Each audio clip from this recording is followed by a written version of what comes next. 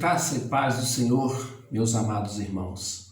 Louvado seja o nosso Deus por mais uma oportunidade que temos de meditarmos juntos em Sua Palavra.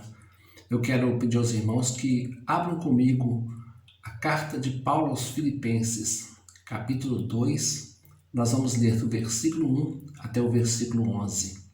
A palavra do nosso Deus nos diz assim: Se há, pois, alguma exortação em Cristo, alguma consolação de amor, alguma comunhão do Espírito, se há entranhados afetos e misericórdias, completai a minha alegria, de modo que penseis a mesma coisa, tenhais o mesmo amor, sejais unidos de alma, tendo o mesmo sentimento. Nada façais por partidarismo ou vanglória, mas por humildade, considerando cada um os outros superiores a si mesmo. Não tenha cada um em vista o que é propriamente seu, senão também cada qual o que é dos outros. Tende em vós o mesmo sentimento que houve também em Cristo Jesus, pois ele, subsistindo em forma de Deus, não julgou como usurpação o ser igual a Deus. Antes, a si mesmo se esvaziou, assumindo a forma de servo, tornando-se em semelhança de homens e reconhecido em figura humana. A si mesmo se humilhou, tornando-se obediente até a morte, e morte de cruz. Pelo que também Deus o exaltou sobremaneira. Ele deu o nome que está acima de todo nome, para que ao nome de Jesus se dobre todo o joelho, nos céus, na terra e debaixo da terra, e toda a língua confesse que Jesus Cristo é Senhor, para a glória de Deus Pai. Amém, queridos? Vamos orar. Nosso Pai, ensina-nos, Pai, o que significa almejar de todo o coração o ser igual a Cristo. E que Ele não seja, Senhor, um mero exemplo para nós, mas sim a fonte do nosso quebrantamento e também a fonte da exaltação verdadeira. Eu coloco a minha vida em Tuas mãos e te peço, amado Deus, use-me como uma ferramenta em Tuas mãos, que todos nós sejamos alimentados pela Tua palavra que há de cumprir o propósito para o qual o Senhor a envia. Esta oração fazemos em nome do Senhor Jesus. Amém. Meus queridos irmãos, carta de Paulo aos Filipenses. Sabemos que a epístola da alegria. Paulo escreveu essa epístola em circunstâncias muito especiais. Já era um homem com idade avançada, já havia trabalhado muito, e ele se encontrava preso em Roma nesse período. Estava sozinho, estava ali preso, havia quase 2 anos, e aguardava a decisão, o julgamento que decidiria se ele viveria ou se ele seria condenado à morte. Foi ele mesmo quem plantou essa igreja, a igreja dos Filipenses. Paulo estava, como eu disse, preso, mas o evangelho não, porque ele próprio diz no capítulo 1 que, parafraseando aqui, não importava que ele estivesse preso, porque as suas cadeias, a sua prisão motivou ainda mais que se falasse do nome do Senhor Jesus. Algumas pessoas falavam mal do apóstolo Paulo, mas ele não se importava. Para ele o que importava era pregar o evangelho do Senhor, que o nome de Jesus fosse glorificado. É muito importante, meus irmãos, nós observarmos o teor das orações, as orações de Paulo em favor dos filipenses. No capítulo 1, versículo 9, Paulo orava para que o amor entre os filipenses aumentasse mais e mais. Ele diz, em pleno conhecimento e toda percepção. E eu destaquei essa expressão, amar em pleno conhecimento e toda percepção. Isso é algo muito importante na vida da igreja. Isso é algo muito importante em nossas vidas. O amor bíblico não é um sentimento ou um sentimentalismo inútil, mas é baseado na verdade, baseado na Escritura, regulado pela palavra de Deus. Amar, como a palavra ensina, é ter amor sincero, não um amor fingido. Às vezes, ou muitas vezes, falar a verdade, reprovar as falhas, corrigir para o bem, isso é amar de verdade. E era isso que Paulo pedia a Deus para que ocorresse na vida dos filipenses. Também há outra expressão que eu destaquei no versículo 9 do capítulo 1, que Paulo ora ao Senhor para que os filipenses aprovassem as coisas excelentes e que fossem sinceros e inculpáveis para o dia de Cristo. A palavra aprovar no original significa atribuir qualidade. Coisas excelentes eram as coisas que se atribuiria qualidade em função do seu muito valor. Isso era usado, por exemplo, para os metais, para as moedas, mas aqui vale para entender que Paulo pedia para que o Senhor colocasse no coração dos filipenses a prioridade, o valor das coisas excelentes, das grandes coisas, aquilo que agrada ao Senhor. E no final, quase terminando a carta aos Filipenses, do capítulo 4, versículos 8 até o 9, ele diz que coisas excelentes são essas. Tudo que é verdadeiro, tudo que é respeitável, tudo que é justo, tudo que é puro, tudo que é amável, tudo que é de boa fama. Se alguma virtude há e se algum louvor existe, seja isso que ocupe o vosso pensamento. E ele completa assim, ainda no versículo 8 e 9, ou nos versículos 8 e 9. O que aprendestes e recebestes e ouvistes e vistes em mim, isso praticai, e o Deus da paz será convosco. Nós percebemos aí a carta aos Filipenses. A essência da carta é a prática. A carta é essencialmente uma carta prática e tem como principal tema a semelhança ou a busca da semelhança de Cristo como elemento que mais caracteriza o amadurecimento espiritual. Deus quer que a cada dia nós sejamos parecidos com o seu Filho, Jesus Cristo. Uma vez que Cristo os salvou por sua grande graça, por sua misericórdia, que agora os filipenses vivam segundo aquilo que aprenderam, unidos, amando uns aos outros, em humildade e retidão de caráter, aprovando coisas excelentes. A carta, meus irmãos, contém pouca instrução teológica direta. A passagem que descreve a humilhação e a exaltação do Senhor Jesus, nos versículos de 5 a 11, é sim a parte em que fala de teologia mais profundamente. Na verdade, um dos ensinos mais profundos em termos de cristologia na Bíblia. A importância do ensino de Paulo aos filipenses também diz respeito a nós. A igreja em Filipos era essencialmente composta de gentios, pessoas alcançadas por Deus, pela graça de Deus, por meio da pregação do Evangelho, como ocorreu conosco, né? Assim como aconteceu conosco. Paulo terminou o capítulo 1 dizendo: para mim o viver é Cristo e o morrer é lucro. E aí a gente começa a pensar, né? A gente começa a pensar que a morte é uma coisa boa. A gente começa a pensar isso, vamos analisar isso com calma. Quando a gente tem uma esperança, a esperança em Jesus e naquilo que nos aguarda na eternidade, trata-se de fato de uma coisa boa, ainda que nos assuste, ainda que provoque medo em nossos corações. Mas não deixa de ser uma coisa boa, porque a Bíblia nos garante que é assim. Passarmos a eternidade com Deus, habitaremos num lugar onde não há choro, ou não haverá choro, não haverá dor, não haverá morte, nada de ruim, só coisa boa. E sob a expectativa, meus irmãos, sob a expectativa da eternidade, Paulo diz assim aos filipenses: vocês são cidadãos dos céus, então ajam, façam, vivam conforme a cidadania que vocês têm. Isso também é válido para todos nós hoje. Então, o capítulo 2, ou começando o capítulo 2, Paulo vai tratar do tema humildade cristã. Acompanhe comigo os versículos 1 e 2 do capítulo 2. Se há, pois, alguma exortação em Cristo, alguma consolação de amor, alguma comunhão do Espírito, se há entranhados afetos e misericórdias, completai a minha alegria, de modo que penseis a mesma coisa, tenhais o mesmo amor, sejais unidos de alma, tendo o mesmo sentimento. A repetição dessa conjunção condicional, se, aí no versículo 1, indica certezas, não possibilidades. Cada se expressa a ideia de uma vez que, e cada oração subsequente é considerada uma verdade.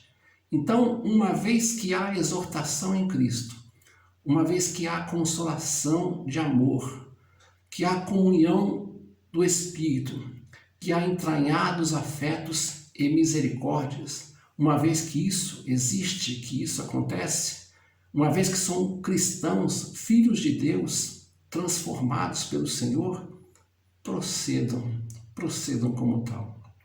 Se todos têm o mesmo Senhor, se comungam do mesmo Espírito, se são igualmente consolados e todos receberam a graça, o favor que não mereceram, a misericórdia de Deus sobre suas vidas, vivam segundo o grande benefício de Deus em relação às vidas de vocês, Paulo falando aos Filipenses, como se apelando para a obra de Deus em suas vidas, pelo que Deus fez por vocês, façam assim. Paulo está dizendo então, se vocês estão em Cristo, vocês pertencem a Cristo, vocês receberam de Deus coisas maravilhosas. E ele destacou assim quatro situações, 4 aspectos que a gente pode observar aqui com mais cuidado. Primeiro, motivação ou encorajamento. Se há, como ele diz aqui, se há exortação em Cristo. E essa exortação é um encorajamento. E nós temos encorajamento por estarmos no Senhor. E é bem verdade essas coisas, é bem verdade isso. Quando reconhecemos a obra de Cristo em nossas vidas, sabemos o que esta obra provoca em nossas vidas, o que essa obra nos proporciona, nós nos sentimos encorajados a caminhar, a seguir em frente, mesmo nas adversidades. E era justamente, meus irmãos, o que estava acontecendo com o apóstolo Paulo. Ele estava preso, mas ele dizia, eu estou alegre, eu estou feliz. Estava à beira de ser condenado à morte, talvez fosse libertado, talvez condenado, até então ele não sabia, mas ele dizia, eu estou feliz, eu estou alegre. O que encorajava esse homem, meu irmão? O que motivava, o que dava força para esse homem? Era quando ele olhava para Jesus e ele via a obra do Senhor Jesus, o que Jesus fez por ele, tirou de um caminho de morte para um caminho de vida, da condenação para a salvação, garantindo para Paulo e para todos nós que cremos nele a vida eterna.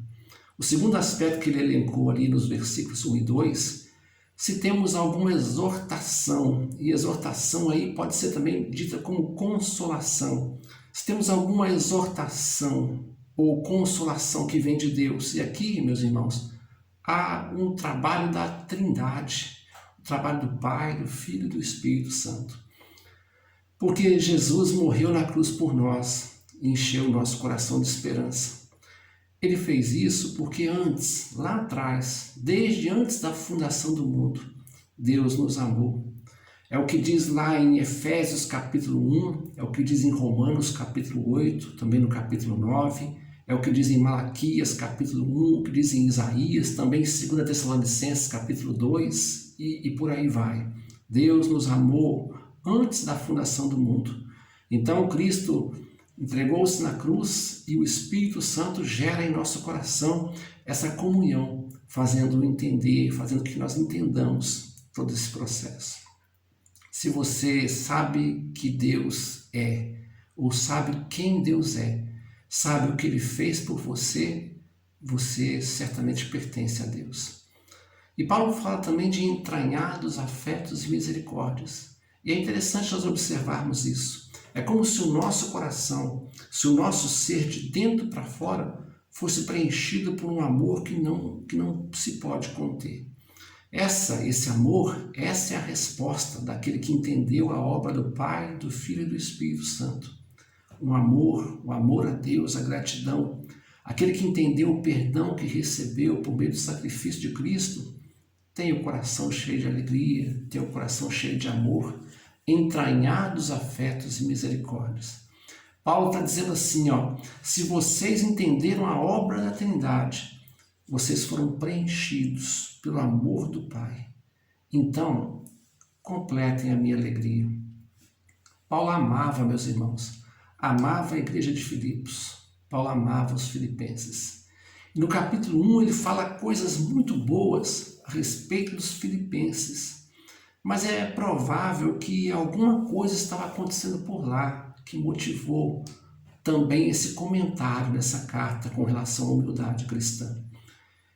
Então, meus irmãos, o apóstolo Paulo apela para o conhecimento do amor e da obra de Deus na vida dos filipenses e diz a eles: completem a minha alegria, fazendo da seguinte forma. Então ele diz, como se dissesse, vamos chegar nesse ponto: caminhem juntos, andem de mãos dadas, sejam unidos. Se vocês têm o mesmo Deus, vocês têm os mesmos valores. Ninguém pode estar desunido com o seu semelhante e estar unido com Cristo. Até porque o próprio Jesus disse, nisto conhecereis que sois meus discípulos, se vos amardes uns aos outros. Alguma coisa nesse sentido, em relação à humildade, em relação a não exercitar o amor plenamente, estava acontecendo. Talvez alguma discórdia entre os filipenses. Para que haja harmonia, meus irmãos, nós precisamos estar plenos de Deus, conhecê-lo, reconhecer a sua obra e ter humildade no coração. Porque o homem, ele tende naturalmente a se elevar. E só mesmo a obra do Senhor em nossas vidas, que nos faz reconhecer que o mérito que temos vem do Senhor, para que somente o Senhor seja glorificado. Porque é Ele que opera em nós o querer, é Ele que opera em nós também o realizar. Então ele diz no versículo 3, nada façais por partidarismo ou vanglória, mas por humildade, considerando cada um os outros como superiores a si mesmo. Então, rivalidade, formação de grupos, buscar prevalecer, lutar para que a sua ideia prevaleça, o seu projeto seja escolhido, seja aplicado, querendo se sobrepor com orgulho, isso é buscar uma glória, mas uma glória inútil. Essa palavra aí, vanglória, é bem interessante. Uma glória vã, uma glória vazia, literalmente uma glória inútil. Além disso, meus irmãos, atitudes como essas sempre são nocivas, principalmente numa comunidade cristã. Ao contrário, os filipenses, e também por extensão vale para todos nós, deviam agir com humildade, considerando cada um os outros como superiores a si mesmo. A palavra grega traduzida por humildade, ela tem um aspecto interessante. Sugere um profundo senso de submissão. Os escritores antigos, irmãos, usavam esta palavra de forma negativa. Eu vou explicar um pouquinho essa forma negativa. Até certo ponto, essa palavra tinha o peso de ser inferior, de ser miserável, de ser pobre. Às vezes a gente usa essa palavra para dizer alguém que é pobre, alguém humilde, o que necessariamente não tem a ver com humildade. Realmente Paulo não usa a palavra humildade nesse sentido. Não foi assim que Paulo empregou essa palavra. O que ele orienta aos filipenses é que cada indivíduo, cada irmão ali, faça uma avaliação sincera de sua própria natureza. Essa avaliação deve sempre conduzir para a glorificação de Cristo, pois sem Ele nós nada podemos fazer, como diz o Evangelho de João, no capítulo 15, versículo 5. Então Paulo completa no versículo 4, não tenha cada um em vista o que é propriamente seu, senão também cada um ou cada qual que é dos outros. O egoísmo, então, não era bem-vindo naquela comunidade. O desprendimento, sim. E há dois destaques fundamentais nesta epístola, que são exatamente o amor e a humildade. O maior exemplo de amor é Cristo. Isso não há dúvida. João 15, 13 diz, ninguém tem maior amor do que este, de dar a própria vida pelos seus amigos. E também, meus irmãos, não existe maior exemplo de humildade, além do exemplo do Senhor, além de Cristo. Os versículos de 5 a 11 há uma exposição teológica fundamental. Trata-se da chamada união hipostática, que fala das duas naturezas de Cristo, um dos ensinos mais desafiadores. Porém, a intenção de Paulo aqui não é tratar desse assunto teológico com profundidade, mas somente dar aos seus leitores, aos seus ouvintes, a condição de observar o exemplo máximo de amor e de humildade do Senhor, para saber avaliar o que Cristo do que Cristo abriu mão em favor de todos nós. Então ele diz no versículo 5: tende em vós o mesmo sentimento que houve também em Cristo. Em outras palavras, siga o exemplo de Cristo em termos de humildade. Ajam como o Senhor. Em Cristo, meus irmãos, a palavra humildade, ela foi expressa no sentido mais profundo. Aquela forma negativa, aquela forma mais pesada que eu lhes falei, com o sentido de humilhação, uma ideia de ser inferior, de ser miserável, de se colocar numa condição de pobreza. Como que isso aconteceu? Jesus perdeu os seus poderes? De modo nenhum. Jesus sempre foi Deus, nunca deixou de ser Deus. Jesus apenas abdicou, abriu mão de usar esses poderes. Em momento nenhum deixou de ter poder, pois ele nunca, como eu disse, deixou de ser Deus. Porém, Jesus abriu mão de alguns atributos divinos, como o poder, a glória, a majestade, e conservou consigo apenas os atributos morais, a justiça, a retidão, o amor pleno, todos os aspectos morais que há em Deus, Jesus conservou com ele. Tendo os direitos, os seus direitos humanos, ou eu vou chegar nesse ponto ainda tratando de direitos humanos quando se fez homem, mas sendo Deus, como Deus, ele abriu mão de tudo, abriu mão de todos os poderes por amor. Diz o versículo 6, pois ele subsistindo em forma de Deus, não julgou como usurpação ser igual a Deus. Ou seja, tendo a mesma essência, sendo Deus com o Pai e o Espírito Santo, não considerou isso, abriu mão de usar os seus poderes. Quando a gente pensa na palavra usurpação, a ideia que temos é de alguém tomar para si o que não lhe pertence, algo obtido, por exemplo, por roubo. Mas não é nesse sentido, obviamente. Embora tivesse todos os direitos, todos os privilégios e honras da divindade, coisas das quais ele sempre foi, ele é digno, a sua atitude, a atitude de Cristo, foi de não se apegar a essas coisas, mas abdicar, abrir mão.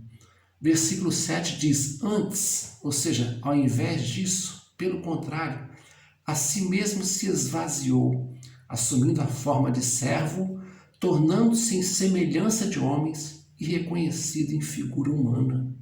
Há quantas coisas importantes há aqui, meus irmãos. Para começar, esvaziou-se de si mesmo. E a palavra original aí no grego é kenosis.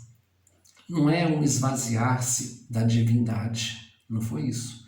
Nem uma mudança da divindade para a humanidade. Ele nunca deixou de ser Deus, já foi dito aqui.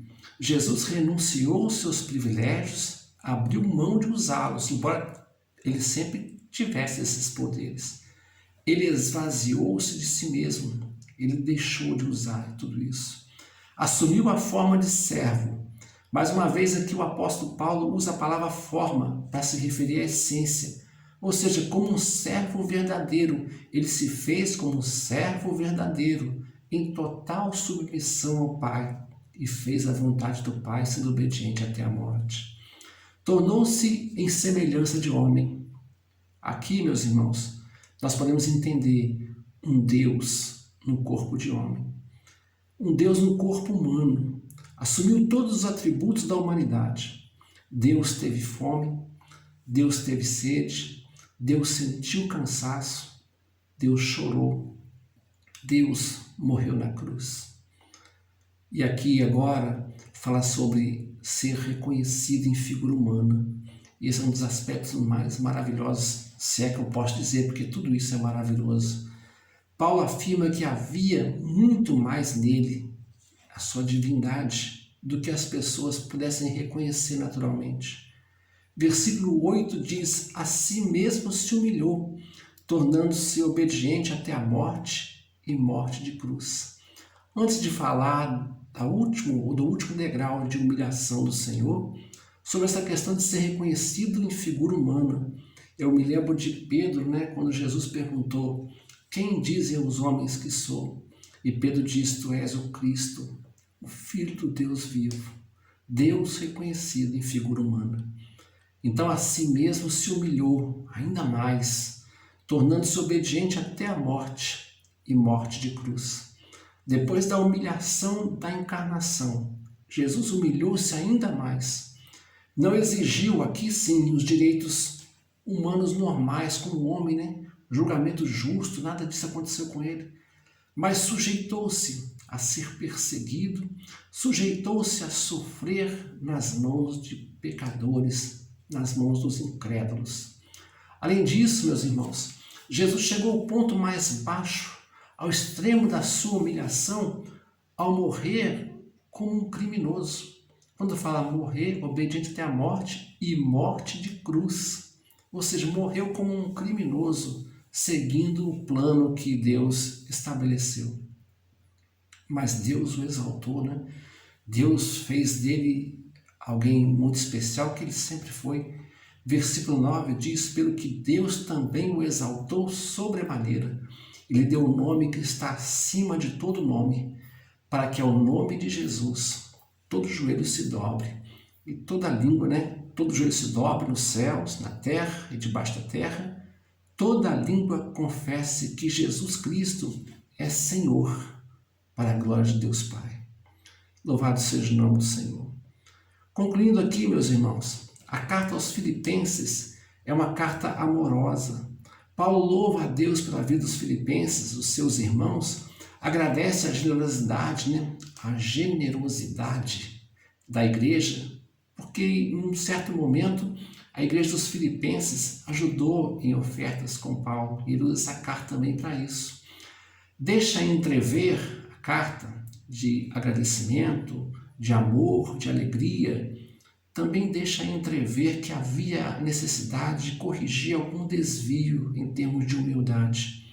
Então Paulo recomenda aos filipenses que tomem atitudes semelhantes à de Cristo, destacando que o que o Senhor fez por eles, né?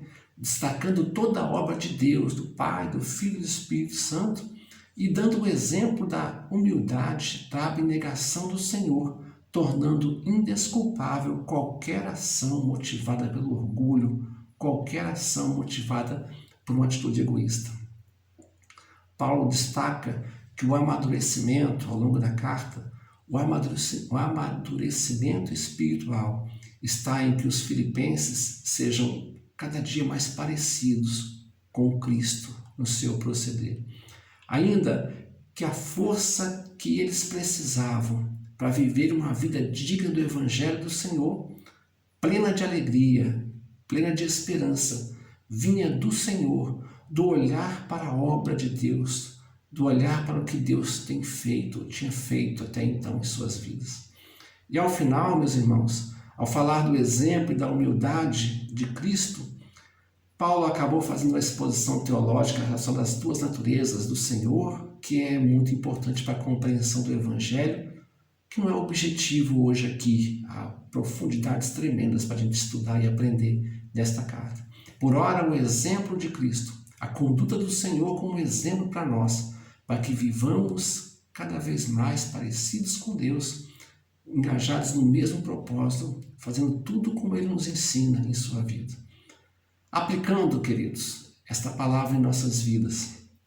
Ao longo da exposição aqui, nós fomos aplicando essas verdades ouvidas. Vimos que os fundamentos, os ensinos prestados à igreja dos filipenses cabiam também a nós, ou cabem também a nós. É um exemplo de vida, um exemplo de conduta que vale em qualquer tempo para todo aquele que tem o Senhor no seu coração, para aquele que tem Cristo, para aquele que se entregou para o Senhor. O Senhor é nosso mestre.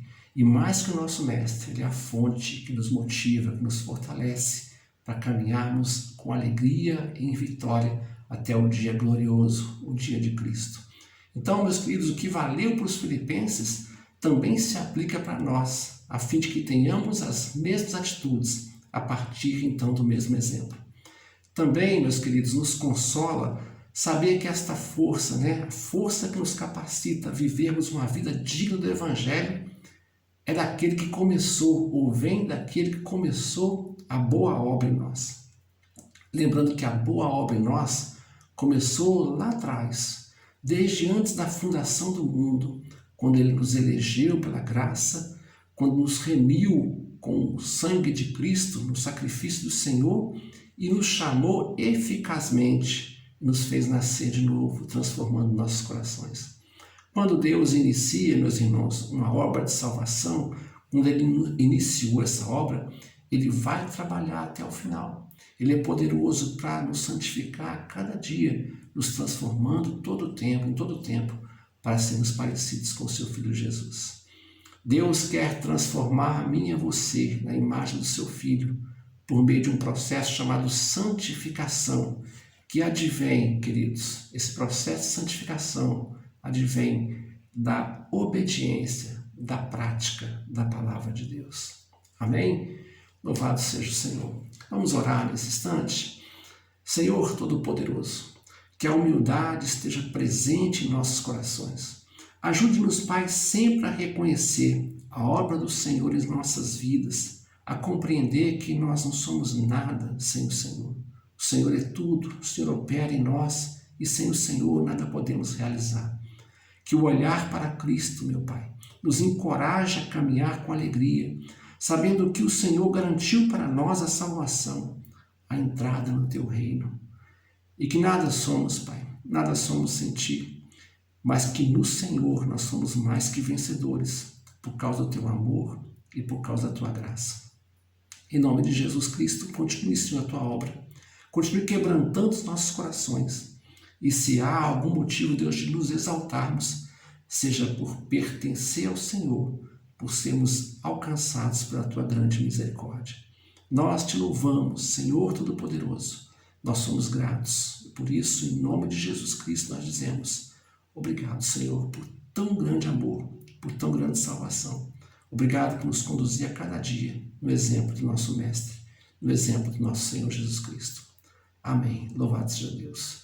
Que Deus abençoe, meus irmãos.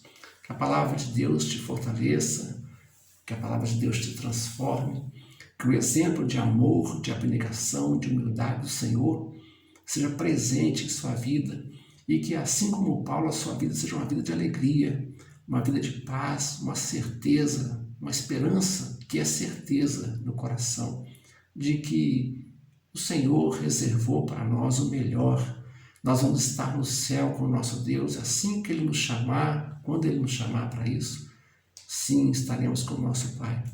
Louvado seja o Senhor, porque nos salvou, porque Ele abriu a porta do seu reino para mim e para você. Que possamos testemunhar isso, para que outros também que pertencem a Ele cheguem também, sejam alcançados pelo Evangelho do Senhor. Louvado seja o nome do nosso Deus, que em nome de Jesus tenhamos outra oportunidade em breve. Deus abençoe os irmãos, a graça e a paz do Senhor.